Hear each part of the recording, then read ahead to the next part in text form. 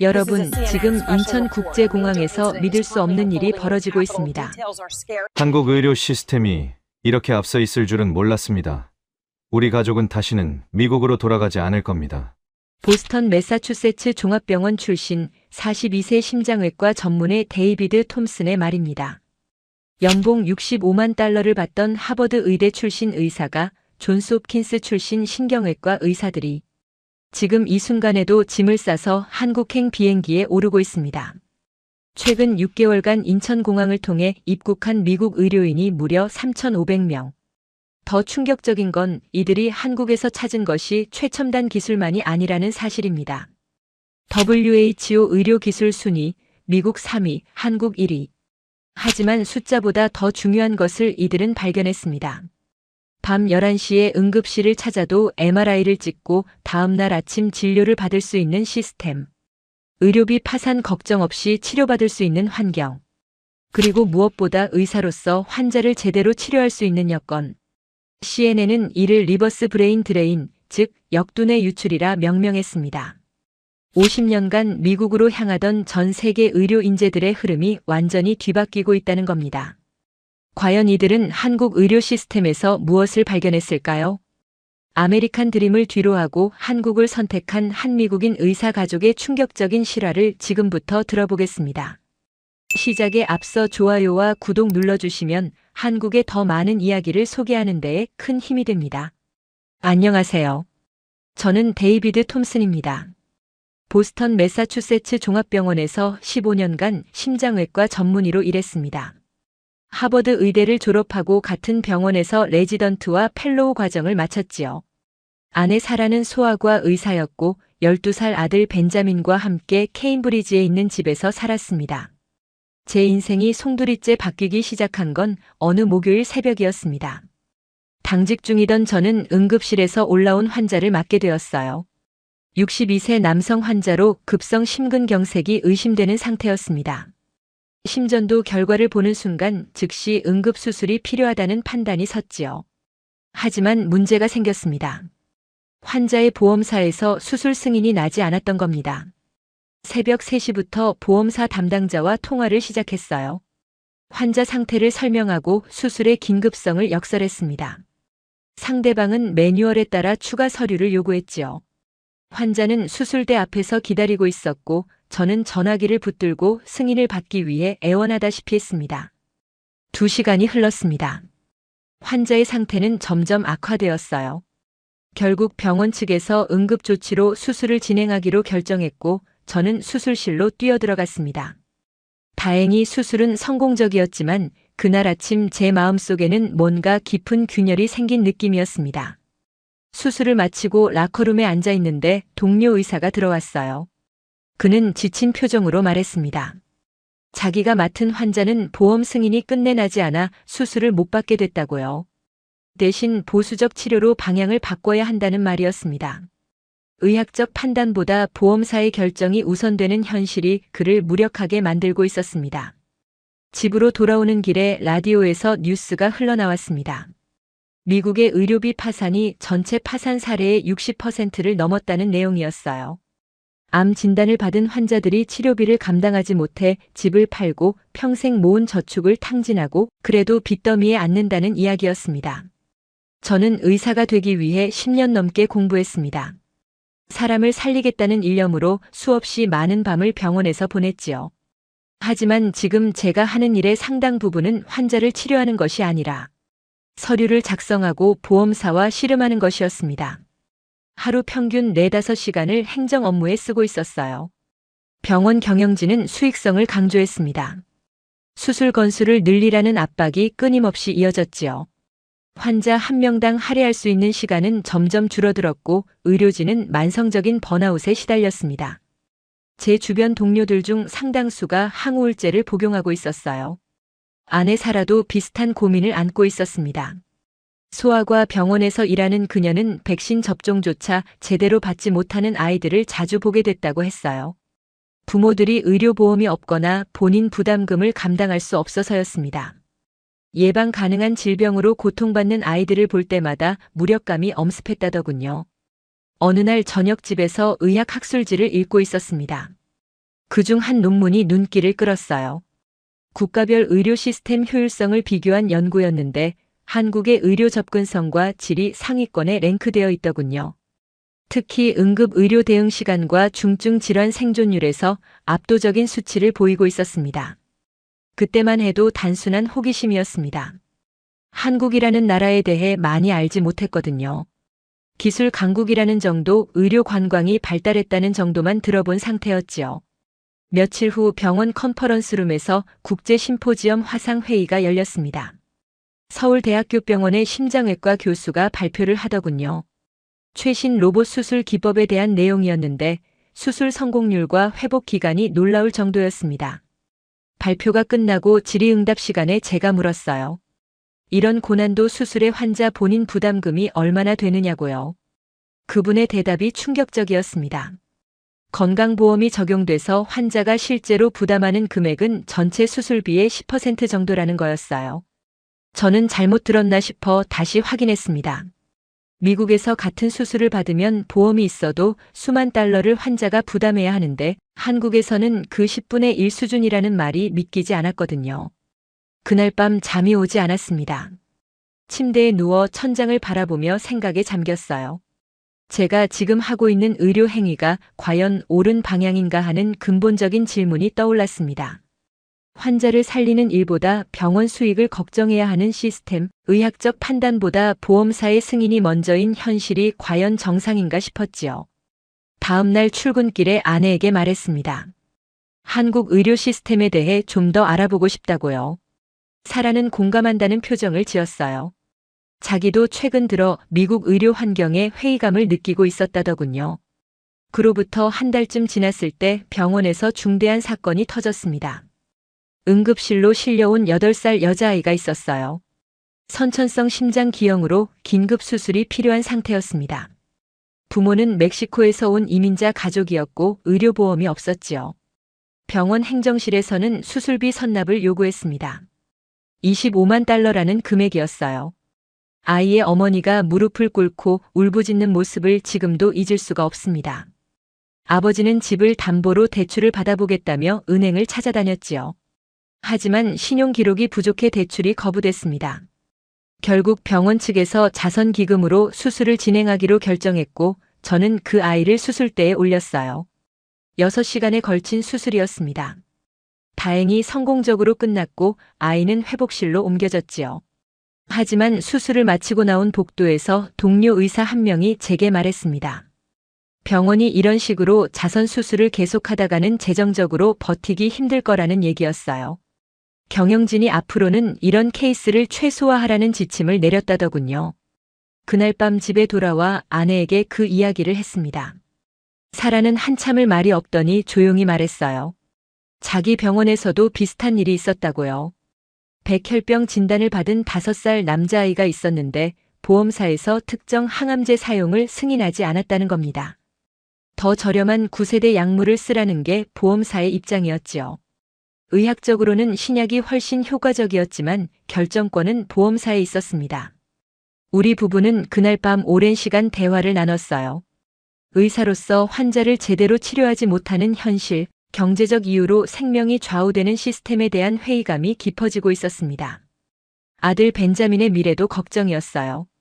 이 아이가 커서 혹시 아프게 되면 어떻게 될까 하는 불안감이 항상 마음 한편에 자리하고 있었거든요. 주말에 서재에 앉아 한국 의료 시스템에 관한 자료를 찾아보기 시작했습니다. 놀라운 사실들이 속속 드러났어요. 전 국민이 의료보험에 가입되어 있고 중증 질환의 경우 본인 부담률이 5% 수준이라는 점이 특히 인상적이었습니다. 응급실에서 전문의 진료까지 평균 대기 시간이 30분 이내라는 통계도 있더군요. 더 깊이 조사하던 중 한국에서 일하는 미국인 의사들의 온라인 커뮤니티를 발견했습니다. 그곳에는 이미 한국으로 이주한 의료진들의 생생한 경험담이 올라와 있었어요. 한 외과 전문의는 이렇게 썼더군요. 한국에서는 의학적 판단에만 집중할 수 있다고요.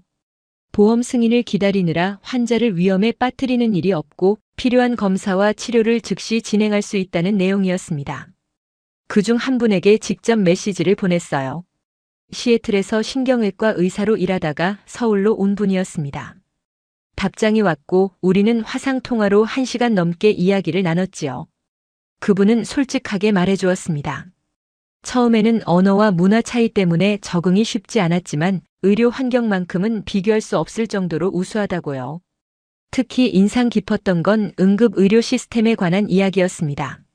한국에서는 119 구급차가 출동하면 환자 상태에 따라 가장 적합한 병원으로 직행한다고 하더군요. 병원 간 네트워크가 잘 구축되어 있어서 중증 환자의 경우 도착 즉시 전문의가 대기하고 있다는 겁니다.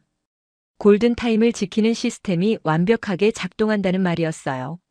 그 대화 이후 마음속에서 무언가가 움직이기 시작했습니다. 단순한 호기심을 넘어 진지한 고민으로 발전하고 있었지요. 아내에게 조심스럽게 물어봤어요. 한국에서 일할 기회가 생긴다면 어떻게 생각하느냐고요. 사라는 잠시 생각하더니 자기도 알아보고 있었다고 했습니다. 서울에 있는 국제병원에서 소아과 전문의를 모집한다는 공고를 봤다더군요. 그때부터 본격적으로 준비를 시작했습니다. 한국어를 배우기 시작했고 한국 의료 면허 취득 절차를 알아봤어요. 생각보다 외국 의사들을 위한 제도가 잘 갖춰져 있었습니다. 일정한 심사 과정을 거치면 진료가 가능했지요. 어느 날 저녁 아들 벤자민에게 조심스럽게 말을 꺼냈습니다. 아빠와 엄마가 다른 나라에서 일할 수도 있다고요. 벤자민은 12살이었지만 생각보다 성숙한 반응을 보였어요. 친구들과 헤어지는 건 슬프지만 부모님이 행복하게 일할 수 있다면 괜찮다고 했습니다. 병원의 사직 의사를 밝히기 전 마지막으로 한 가지 확인하고 싶었습니다. 직접 한국을 방문해서 현지 의료 환경을 눈으로 보고 싶었지요. 마침 서울에서 국제심장학회 학술대회가 열린다는 소식을 들었어요. 참가 신청을 하고 가족과 함께 일주일간 서울을 방문하기로 결정했습니다. 출발 전날 밤 보스턴 집 창문으로 보이는 야경을 바라봤습니다. 15년을 살았던 도시였어요. 의사로서 경력을 쌓고 가정을 꾸린 곳이었지요. 하지만 이제는 변화가 필요하다는 확신이 들었습니다. 환자를 진정으로 치료할 수 있는 곳, 의사로서의 소명을 다할 수 있는 환경을 찾아야 했어요. 인천공항에 도착한 건 이른 아침이었습니다. 입국장을 나서는 순간부터 뭔가 달랐어요. 안내 표지판이 명확했고 공항 직원들의 움직임이 효율적이었습니다. 짐을 찾는데 10분도 걸리지 않았지요. 공항철도 탑승구를 찾는 것도 어렵지 않았어요. 모든 안내문이 영어로도 정확하게 표기되어 있었거든요. 서울역까지 가는 동안 창밖 풍경을 지켜봤습니다. 깔끔하게 정돈된 도시 외곽, 질서정연한 도로 체계가 인상적이었어요. 열차 안도 조용하고 깨끗했지요. 승객들은 대부분 스마트폰을 보거나 책을 읽고 있었습니다. 숙소는 강남 지역에 잡았어요. 학술대회 장소와 가까운 곳이었습니다. 호텔 체크인을 마치고 짐을 풀었지요. 시차 적응이 필요했지만 첫날부터 돌아다니고 싶었어요. 근처 병원을 직접 보고 싶었거든요. 호텔 직원에게 물었습니다. 근처에 큰 병원이 있느냐고요.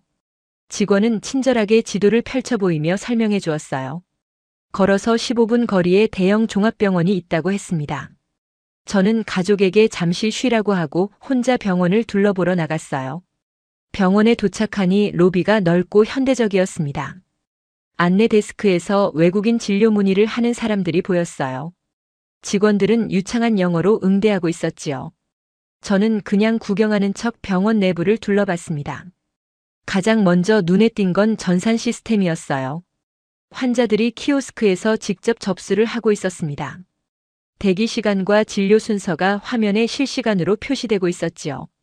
보스턴 병원에서는 아직도 종이 차트를 병행하는 경우가 많았는데 이곳은 완전히 디지털화되어 있었어요. 응급실 입구 쪽으로 걸어갔습니다. 밖에서 유리창 너머로 내부를 볼 수 있었어요. 환자 한 명이 구급차로 도착하더군요. 의료진이 즉시 달려나가 환자를 옮겼습니다. 체계적인 움직임이 눈에 띄었어요. 누가 무엇을 해야 하는지 명확해 보였지요. 병원 카페테리아에 들어가 커피를 주문했습니다. 옆 테이블에 의사 가운을 입은 분들이 앉아 있었어요. 우연히 그중 한 분과 눈이 마주쳤고 그분이 영어로 말을 걸어왔습니다. 미국에서 오셨느냐고 물었지요. 제가 의사라고 하자 반갑게 악수를 청하더군요. 그분은 이 병원 심장내과 과장이었습니다. 학술대회 참석차 왔다고 하자 환영한다며 병원 투어를 제안해 주었어요. 저는 기꺼이 따라 나섰지요. 중환자실부터 시작해 수술실, 영상의학과까지 둘러봤습니다. 가장 놀라웠던 건 장비의 수준이었어요. 최신 MRI 기기가 여러 대 있었고 로봇 수술 시스템도 구비되어 있었습니다. 보스턴 병원과 비교해도 전혀 뒤처지지 않았어요. 오히려 더 최신 장비들이 많아 보였지요. 수술실 밖 복도에서 그분이 설명해 주었습니다. 이 병원에서는 하루 평균 50건 이상의 수술이 진행된다고 했어요. 대기 시간은 응급수술 외에는 보통 일주일 이내라더군요. 미국에서는 몇 주 심지어 몇 달을 기다려야 하는 경우가 많았는데 말이에요. 점심시간이 되어 그분이 병원 구내식당으로 안내했습니다. 의료진들이 삼삼오오 모여 식사를 하고 있었어요. 분위기가 여유로워 보였습니다. 미국 병원처럼 급하게 먹고 뛰어가는 모습이 아니었지요. 식사를 하며 여러 이야기를 나눴습니다. 제가 미국 의료 시스템의 문제점을 이야기하자 그분은 고개를 끄덕였어요. 한국도 완벽하진 않지만 최소한 경제적 이유로 치료를 포기하는 일은 드물다고 했습니다. 건강보험 덕분에 대부분의 치료가 합리적인 비용으로 가능하다더군요. 병원을 나와 호텔로 돌아오는 길이었습니다. 오후 3시쯤 되었는데 거리가 활기찼어요. 사람들이 바쁘게 움직이고 있었지만 어수선하지 않았습니다. 신호등 앞에서 모두가 질서 있게 기다리고 있었지요. 한 약국 앞을 지나치게 되었습니다. 궁금해서 들어가 봤어요. 약사가 영어로 도와드릴까요? 하고 물었습니다. 저는 그냥 둘러보는 중이라고 했지요. 약국 내부가 깨끗하고 체계적으로 정리되어 있었어요. 처방전 없이 살 수 있는 약과 처방전이 필요한 약이 명확히 구분되어 있었습니다. 호텔로 돌아오니 아내와 벤자민이 근처를 산책하고 온 참이었어요. 사라가 말했습니다. 동네가 참 안전해 보인다고요. 낯선 도시인데도 불안감이 전혀 들지 않았다더군요. 벤자민도 신기하다는 표정이었어요. 공원에서 한국 아이들이 축구하는 걸 봤는데 다들 즐거워 보였다고 했습니다.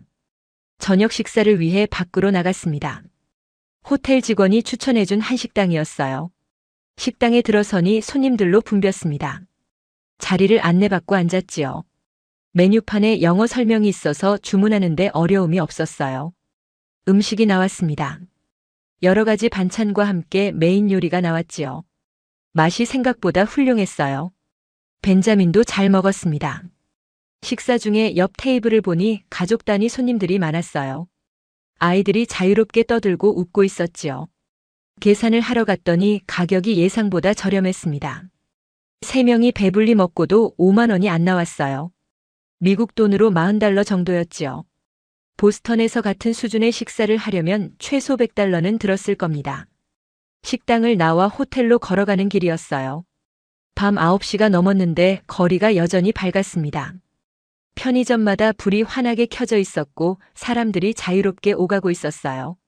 한 편의점 앞에서는 교복 입은 학생들이 삼각김밥을 사 먹고 있더군요. 다음 날 아침 학술 대회장으로 향했습니다. 코엑스라는 대형 컨벤션 센터에서 열렸어요. 건물 규모가 어마어마했습니다. 세계 각국에서 온 심장 전문의들이 모여 있었지요. 등록 데스크에서 명찰과 자료집을 받았어요. 일정표를 보니 3일간 빽빽하게 프로그램이 짜여 있었습니다. 첫 번째 세션은 최신 심장 판막 수술 기법에 관한 것이었어요. 서울대병원 교수님이 발표를 하셨는데 수술 성공률이 98%를 넘었다고 하더군요. 합병증 발생률도 2% 미만이었습니다. 보스턴에서 제가 경험한 수치와 비슷하거나 오히려 나은 수준이었어요. 발표가 끝나고 질의응답 시간이 이어졌습니다. 독일에서 온 의사가 질문했어요. 이런 고난도 수술의 비용이 환자에게 얼마나 부담되느냐는 내용이었지요. 발표자는 명확하게 답변했습니다. 건강보험 적용으로 환자 본인 부담금은 전체 수술비의 5%에서 10% 수준이라고요. 저는 그 순간 다시 한번 충격을 받았습니다. 미국에서 같은 수술을 받으면 보험이 있어도 수만 달러를 환자가 부담해야 했거든요. 보험이 없다면 십수만 달러가 청구되는 경우도 많았어요. 한국의 시스템이 얼마나 환자 중심적인지 실감할 수 있었습니다. 점심시간에 다른 참가자들과 식사를 했어요. 캐나다에서 온 심장외과 의사와 이야기를 나누게 되었습니다. 그분도 한국 의료 시스템에 깊은 인상을 받았다고 하더군요. 특히 응급 의료망이 촘촘하게 구축되어 있다는 점을 높이 평가했어요. 오후 세션에서는 로봇 심장 수술에 관한 발표가 있었습니다. 삼성서울병원 교수님이 진행하셨어요. 실제 수술 영상을 보여주시는데 정밀함이 놀라웠습니다. 최소 절개로 진행되어 환자의 회복 기간이 크게 단축된다고 하더군요. 발표 후 실제 로봇 수술 장비를 둘러볼 수 있는 시간이 마련되었습니다. 전시장으로 이동해서 최신 장비들을 직접 봤어요. 한국 회사가 개발한 수술 로봇도 있었는데 성능이 외국 제품에 비해 전혀 뒤처지지 않았습니다. 오히려 가격 대비 효율성이 뛰어나다는 평가를 받고 있었지요. 전시장을 둘러보던 중 한 부스에서 흥미로운 자료를 발견했습니다. 한국의 응급 의료 대응 시스템을 소개하는 내용이었어요. 구급차 출동부터 병원 도착, 응급 처치까지의 전 과정이 네트워크로 연결되어 있다고 했습니다. 환자 정보가 실시간으로 공유되어 병원에서는 환자가 도착하기 전에 이미 준비를 마친다더군요. 담당자에게 더 자세한 설명을 요청했어요. 그분은 태블릿으로 실제 시스템 작동 화면을 보여주었습니다. 구급대원이 현장에서 입력한 정보가 즉시 병원으로 전송되고 담당 의료진이 배정되는 과정이 몇 초 만에 이루어지더군요. 골든타임을 최대한 확보하기 위한 시스템이었어요. 저녁에는 환영 만찬이 열렸습니다. 각국의 의료진들이 모여 식사를 하며 교류하는 자리였어요. 저는 미국에서 온 다른 의사들과 같은 테이블에 앉게 되었습니다. 대화 중에 한 분이 말했어요. 자기는 이번 학회 참석을 계기로 한국 병원에 지원할 생각이라고요. 그분은 뉴욕에서 일하는 신경외과 전문의였습니다. 미국 의료 환경에 지쳐서 새로운 기회를 찾고 있다고 했어요. 한국의 의료 수준이 높고 외국인 의사를 환영하는 분위기라는 걸 알게 됐다더군요. 이미 서울의 몇몇 병원과 연락을 주고받고 있다고 했습니다. 다른 의사도 비슷한 이야기를 했어요. 로스앤젤레스에서 일하던 분이었는데 의료 소송 문제로 고민이 많다고 하더군요. 미국에서는 사소한 실수도 거액의 소송으로 이어지는 경우가 많아서 항상 긴장 상태라고 했습니다. 한국은 그런 면에서 상대적으로 나은 환경이라는 말을 들었다고 했어요. 만찬이 끝나고 호텔로 돌아왔습니다. 방에 들어와 침대에 앉아 생각에 잠겼어요. 이틀간 본 것들이 머릿속을 가득 채웠습니다. 높은 의료 수준, 효율적인 시스템, 합리적인 비용 구조. 무엇보다 의사가 의학적 판단에만 집중할 수 있는 환경이 인상적이었어요. 아내에게 학회에서 있었던 일들을 이야기했습니다. 사라도 오늘 서울 시내를 둘러보며 여러 가지를 느꼈다고 하더군요. 특히 아이들이 안전하게 지낼 수 있는 환경이 마음에 들었다고 했어요. 벤자민을 데리고 공원에 갔는데 한국 아이들이 자유롭게 뛰어놀고 있었다더군요.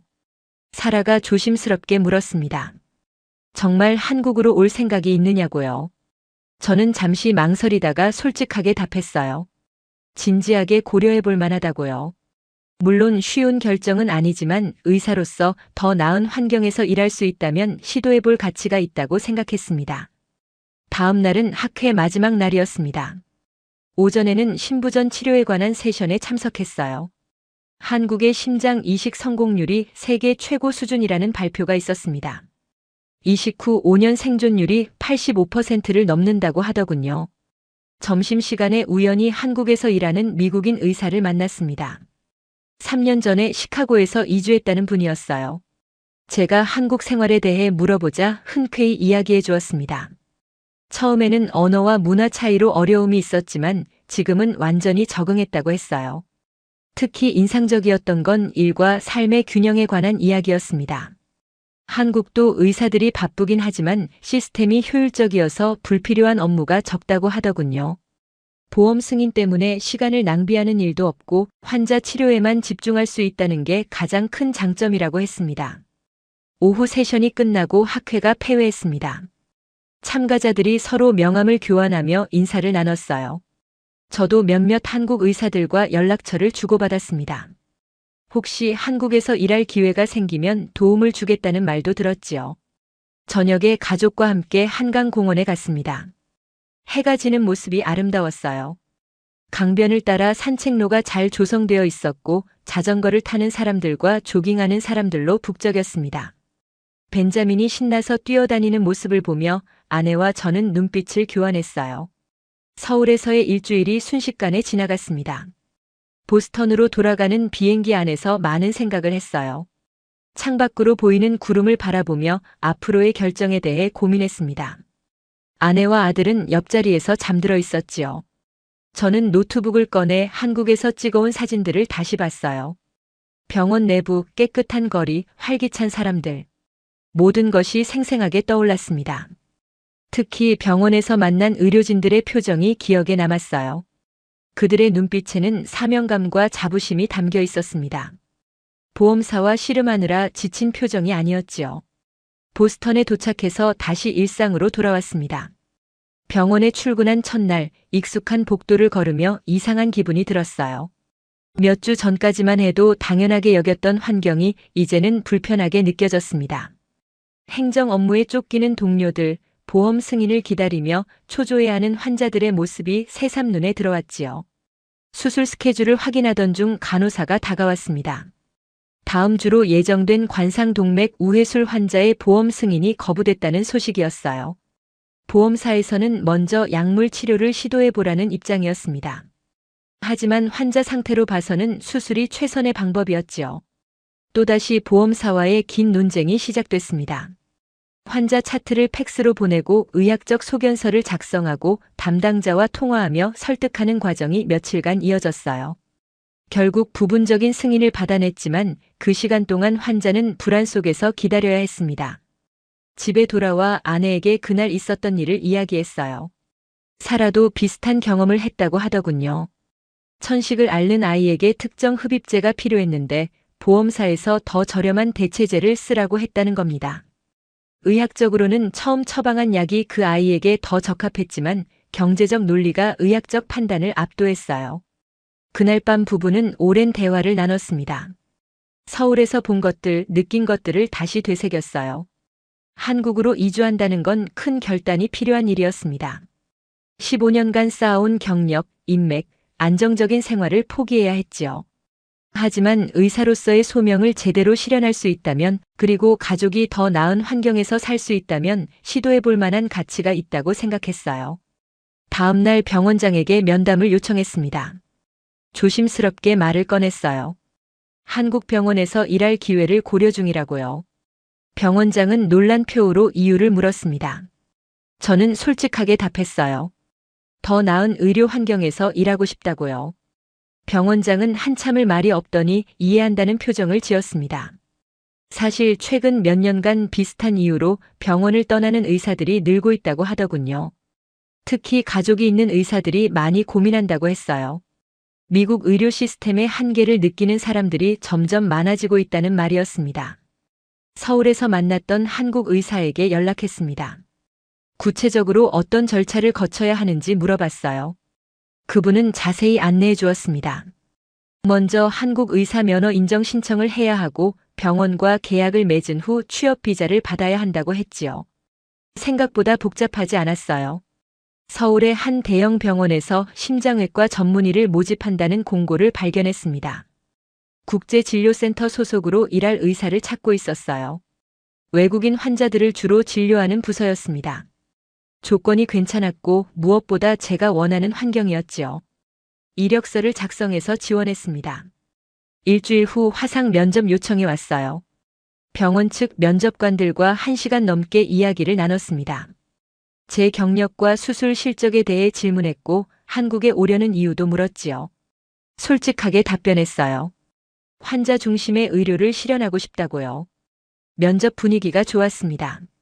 면접관들은 제 경험에 관심을 보였고 보스턴에서의 업적을 높이 평가했어요. 며칠 후 합격 통보를 받았습니다. 정식 채용 제안서가 이메일로 도착했지요. 연봉은 보스턴에서 받던 것과 비슷한 수준이었고 주거 지원과 이사 비용도 포함되어 있었어요. 아내에게 소식을 전했습니다. 사라는 기뻐하면서도 조금 불안해하는 표정이었어요. 정말로 이주하게 되는구나 싶었던 모양입니다. 하지만 곧 결심한 듯 말했어요. 함께 가겠다고요. 자기도 서울에 있는 국제병원에 지원해보겠다고 했습니다. 벤자민에게도 정식으로 이야기했어요. 우리 가족이 한국으로 이사 간다고요. 벤자민은 생각보다 담담하게 받아들였습니다. 이미 예상하고 있었던 것 같더군요. 새로운 곳에서 사는 게 기대된다고 했어요. 물론 친구들과 헤어지는 건 슬프지만 적응할 수 있을 거라고 했습니다. 병원에 사직서를 제출했습니다. 동료들이 아쉬워했지만 축하해 주었어요. 몇몇은 부러워하는 눈빛을 보냈습니다. 한 선배 의사는 조용히 말했어요. 용기 있는 결정이라고요. 자기도 그럴 수 있다면 좋겠다고 했습니다. 집을 정리하기 시작했어요. 15년간 모은 물건들이 많았습니다. 필요한 것만 골라서 한국으로 보낼 짐을 챙겼지요. 가구와 가전제품은 대부분 처분하기로 했어요. 현지에서 새로 구입하는 게 나을 것 같았습니다. 벤자민의 학교에도 전학 통보를 했습니다. 담임 선생님이 아쉬워하며 추천서를 써주겠다고 했어요. 친구들은 작별 파티를 열어주었습니다. 벤자민이 친구들과 헤어지며 우는 모습을 보니 가슴이 아팠지만 새로운 곳에서 더 좋은 경험을 할 거라고 믿었어요. 아내도 병원의 사직 의사를 밝혔습니다. 병원장이 만류했지만 사라의 결심은 확고했어요. 서울의 국제병원에서도 면접 제안이 왔고 곧 합격 소식을 받았습니다. 부부가 모두 새로운 직장을 확보한 셈이었지요. 출국 날짜가 정해졌습니다. 2달 후였어요. 그 사이 비자 신청, 집 계약, 학교 등록 등 해야 할 일이 산더미처럼 쌓여 있었습니다. 하지만 하나씩 처리해 나갔어요. 한국 병원 측에서도 많은 도움을 주었습니다. 친구들과 작별 인사를 나눴습니다. 오랜 시간 함께했던 사람들과 헤어지는 게 쉽지 않았어요. 하지만 모두들 이해해 주었고 새로운 시작을 응원해 주었습니다. 한 친구는 나중에 한국에 놀러 가겠다고 농담처럼 말했지요. 출국 전날 밤 텅 빈 집에 앉아 있었습니다. 15년을 살았던 공간이었어요. 많은 추억이 담긴 곳이었지만 이제는 떠날 때가 됐다는 걸 알았습니다. 새로운 도전이 기다리고 있었고 그게 옳은 선택이라고 확신했어요. 인천공항에 2번째로 도착했을 때는 느낌이 달랐습니다. 이번에는 관광객이 아니라 정착하러 온 것이었어요. 공항 밖으로 나서니 병원에서 보낸 직원이 기다리고 있었습니다. 짐을 차에 싣고 서울로 향했지요. 차창밖 풍경이 낯설지 않았어요. 몇 달 전 봤던 그 모습 그대로였습니다. 병원에서 마련해준 아파트는 강남 지역에 있었습니다. 30층짜리 건물의 20층이었어요. 집안은 깨끗하게 정돈되어 있었고 기본 가구도 갖춰져 있었습니다. 창문으로 서울 시내가 한눈에 보였지요. 벤자민이 신기해하며 이곳저곳을 둘러봤어요. 짐을 풀고 근처를 둘러보기로 했습니다. 아파트 단지 내에 편의시설이 잘 되어 있더군요. 마트, 약국, 카페가 가까이에 있었어요. 주민들도 친절해 보였습니다. 엘리베이터에서 마주친 이웃이 영어로 인사를 건넸지요. 다음 날부터 병원 출근을 시작했습니다. 아파트에서 병원까지는 지하철로 20분 거리였어요. 출근길 지하철 안은 사람들로 붐볐지만 질서정연했습니다. 모두들 조용히 스마트폰을 보거나 책을 읽고 있었지요. 병원에 도착해서 인사팀을 먼저 들렀습니다. 직원증을 받고 사물함 열쇠도 받았어요. 오리엔테이션이 진행됐습니다. 병원 시스템, 전산 사용법, 근무 규정 등을 설명들었지요. 통역 직원이 함께해서 이해하는데 어려움이 없었어요. 심장외과 과장님을 만났습니다. 반갑게 맞아주시며 팀원들을 소개해 주셨어요. 의사 3명, 전공의 4명, 간호사 여럿이 제 동료가 될 사람들이었습니다. 모두들 영어가 가능했고 친절하게 대해주었지요. 첫 수술은 이틀 후로 잡혀 있었습니다. 그 전까지는 병원 시스템에 익숙해지는 시간을 가졌어요. 전산 차트 작성법을 배우고 수술실 장비를 점검했습니다. 모든 게 체계적으로 정리되어 있어서 적응이 빠르게 진행됐어요. 첫 수술날이 왔습니다. 60대 남성 환자로 관상동맥 우회술이 필요한 케이스였어요. 수술 전 환자와 면담을 했습니다. 통역사가 동행해서 의사소통에 문제가 없었지요. 환자는 불안해하면서도 믿고 맡긴다는 표정이었어요. 수술실에 들어갔습니다. 장비가 최신식이었고 간호사들의 움직임이 숙련되어 보였어요. 마취과 의사와 협의해서 수술을 시작했습니다. 모든 게 순조롭게 진행됐지요. 보스턴에서 수백 번 해본 수술이었지만 새로운 환경에서 하니 긴장감이 있었어요. 4시간에 걸친 수술이 끝났습니다. 성공적이었어요. 환자를 중환자실로 옮기고 보호자에게 설명했습니다. 가족들이 안도하며 감사하다는 인사를 건넸지요. 그 순간 의사로서의 보람을 다시 느꼈어요. 수술을 마치고 나오니 과장님이 기다리고 계셨습니다. 수고했다며 격려해 주셨어요. 저녁 식사를 같이 하자고 하시더군요. 병원 근처 식당에서 팀원들과 회식을 했습니다. 고기를 구워 먹으며 이런저런 이야기를 나눴어요. 한 선배 의사가 물었습니다. 미국과 비교해서 어떠냐고요? 저는 솔직하게 답했어요. 시스템이 훨씬 효율적이라고요. 특히 보험 승인을 기다릴 필요가 없다는 게 가장 큰 장점이라고 했습니다. 의학적으로 필요하면 즉시 진행할 수 있다는 점이 놀라웠다고요. 집으로 돌아오는 길이었습니다. 밤 10시가 넘었는데 거리가 여전히 밝았어요. 편의점마다 불이 켜져 있었고 사람들이 자유롭게 오가고 있었습니다. 안전하다는 느낌이 들었지요. 보스턴에서라면 이 시간에 혼자 걷는 걸 꺼렸을 텐데 여기서는 전혀 불안하지 않았어요. 아내도 병원 출근을 시작했습니다. 소아과 진료를 맡게 됐다고 했어요. 외국인 가족들이 주로 찾는 국제 클리닉이었습니다. 사라도 첫날 좋은 인상을 받았다고 하더군요. 동료들이 친절하고 시스템이 잘 갖춰져 있다고 했어요. 벤자민은 국제학교에 등록했습니다. 학교 시설이 훌륭했어요. 운동장도 넓고 도서관도 잘 꾸며져 있었습니다. 반 친구들 중에 미국에서 온 아이들도 몇 명 있어서 금방 친해졌다고 했지요. 주말이 됐습니다. 가족끼리 시간을 보내기로 했어요. 남산에 올라가기로 했습니다. 케이블카를 타고 올라가니 서울 전경이 펼쳐졌어요. 도시가 참 크고 활기차 보였습니다. 벤자민이 즐거워하며 사진을 찍었지요. 타워 전망대에서 도시를 내려다보며 생각했습니다. 여기서 새로운 삶을 시작한 게 잘한 결정이었다고요. 물론 적응해야 할 게 많았고 언어 장벽도 있었어요. 하지만 의사로서 제대로 된 의료를 할 수 있다는 게 무엇보다 중요했습니다. 다음 주에는 수술 스케줄이 3건 잡혀 있었습니다. 본격적으로 바빠지는 시기였어요. 하지만 보스턴에서처럼 행정 업무에 시달리지 않아도 됐습니다. 수술과 환자 진료에만 집중할 수 있었지요. 한 달이 지났습니다. 어느 정도 생활 패턴이 잡혔어요. 출퇴근 길도 익숙해졌고 자주 가는 식당도 생겼습니다. 병원 동료들과도 친해졌지요. 점심시간마다 함께 식사하며 이런저런 이야기를 나눴어요. 어느 날 응급수술 요청이 왔습니다. 40대 여성 환자로 급성 심근경색이었어요. 즉시 수술실로 향했습니다. 준비는 이미 완료되어 있었고 환자가 도착하자마자 수술을 시작할 수 있었지요. 보스턴에서라면 보험 승인부터 확인했어야 했을 텐데 여기서는 그런 과정이 없었어요. 수술은 성공적이었습니다. 환자의 생명을 구할 수 있었어요. 이것이 진짜 의료라는 생각이 들었습니다. 환자의 경제적 상황이 아니라 의학적 필요에 따라 치료하는 것, 그게 의사의 본분이라고 느꼈지요. 전 서울 생활에 제법 적응하게 되었습니다. 병원 업무도 손에 익었고 팀원들과의 호흡도 좋아졌어요. 수술 실적도 쌓여갔습니다. 과장님께서 만족스러워하시며 계약 연장 이야기를 꺼내셨지요. 저는 기꺼이 동의했어요. 여기서 더 오래 일하고 싶었습니다.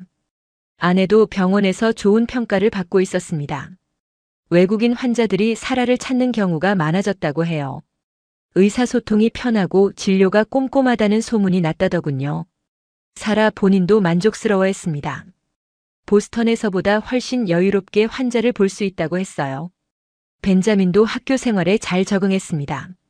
친구들이 많이 생겼고 성적도 좋았어요. 한국어도 제법 배워서 간단한 대화는 가능한 수준이 됐습니다. 주말마다 친구들과 놀러 다니는 모습이 보기 좋았지요. 어느 날 병원에서 특별한 케이스를 맡게 됐습니다. 미국에서 온 환자였어요. 70대 남성으로 복잡한 심장 수술이 필요한 상태였습니다. 미국에서는 비용이 너무 비싸서 한국으로 왔다고 하더군요. 의료 관광으로 온 케이스였어요. 환자와 면담을 했습니다. 그분은 플로리다에 사는 은퇴한 교사였어요. 보험은 있었지만 본인 부담금이 7만 달러나 됐다고 했습니다. 평생 모은 저축을 쓰기에는 부담스러운 금액이었지요. 한국에서는 같은 수술을 3분의 1 비용에 받을 수 있다는 걸 알고 왔다더군요.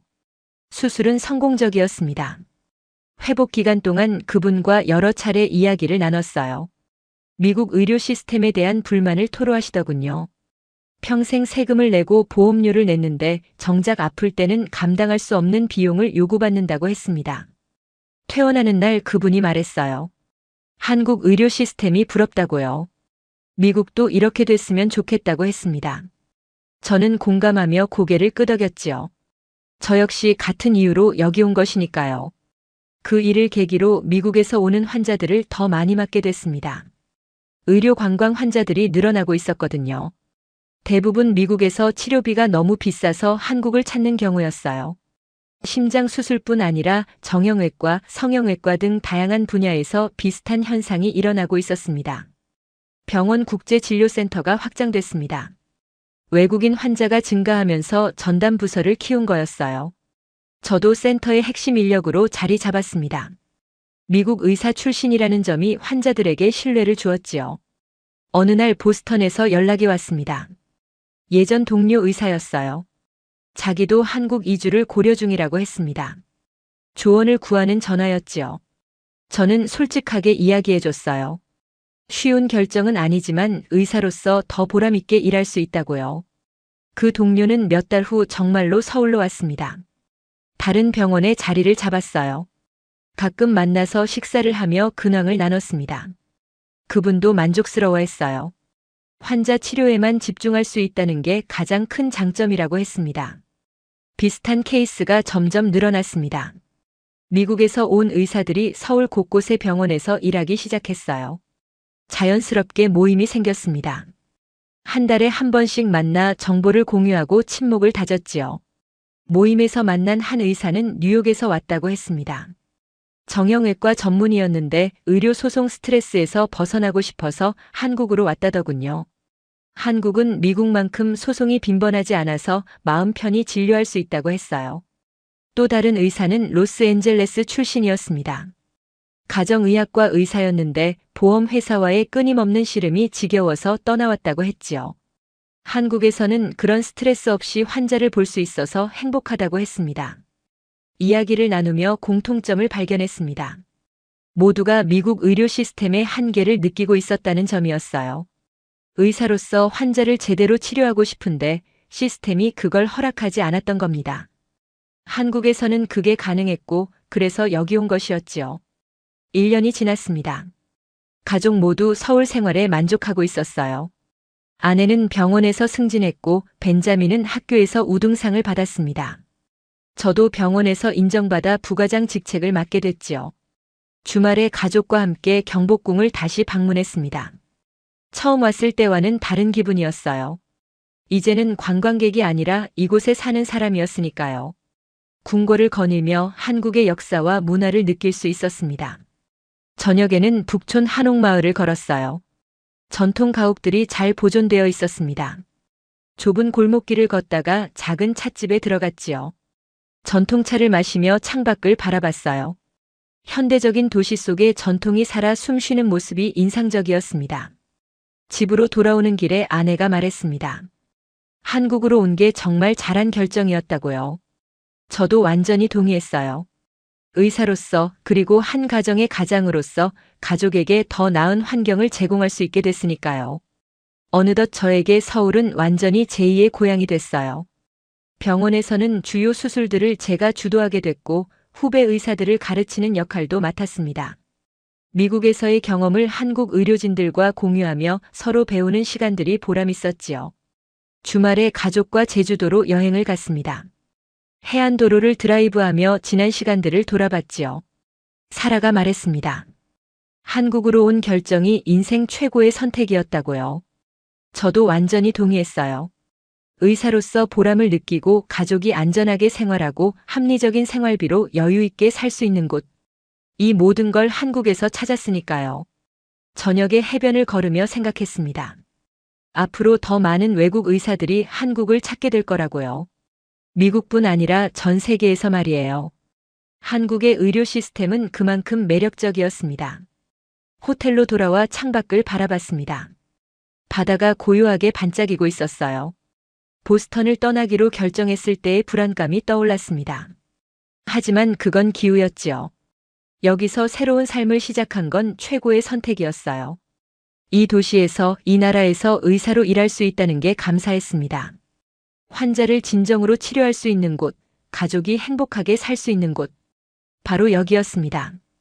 오늘 사연은 여기까지입니다. 미국 심장외과 의사가 한국 의료 시스템에 감동해 가족과 함께 서울로 이주한 스토리 어떠셨나요? 사연의 주인공에게 응원의 댓글을 남겨주세요. 지금까지 감동정거장에서 사연 전해드렸습니다. 사연이 마음에 드셨다면 좋아요와 구독 부탁드립니다. 시청해주셔서 감사합니다.